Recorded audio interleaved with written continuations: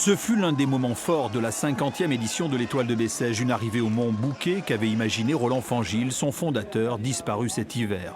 Mais une étoile ne s'éteint pas comme ça. On était parti dans l'idée de prendre 20 équipes et on a tellement eu de demandes de grosses équipes. Claudine Fangil, après avoir reçu l'assurance que l'esprit insufflé par son père perdurerait, a repris le flambeau avec Patrick Hers. Le plateau 2021 sera l'un des plus beaux jamais vus sur les routes du Gard.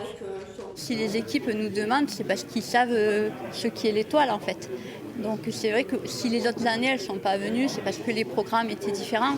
Mais là, le fait de pouvoir venir chez nous de suite, c'est vrai qu'on a eu toute la demande. Et c'est vrai qu'il aurait été très heureux, je pense, et très fier de voir le plateau qu'il y a cette année. Un ancien vainqueur du Tour, plusieurs champions du monde, 20 équipes World Tour s'élanceront mercredi de Bellegarde. 5 jours de course sans public aux arrivées et au départ. Seul le parcours sera autorisé aux spectateurs. La 51e édition traversera également le beau village de Saint-Siffré et son centre médiéval où sera jugée l'arrivée de l'avant-dernière étape. Pour un petit village de 1200 âmes, accueillir une épreuve comme l'Étoile de Bessèges, c'est quelque chose d'extraordinaire pour le village. La course, elle va traverser le village 3 fois avec l'arrivée en haut de la côte. L'Étoile de Bessèges fait partie des grandes épreuves cyclistes internationales. Elle marque le début de la saison. Elle a consacré de nombreux champions et Poulidor en est un éternel ambassadeur. Patrick Bonnet, 5 Tours de France, 2 Giro, fut le coéquipier de Bernard Hinault. Il est aujourd'hui marchand et réparateur de cycles.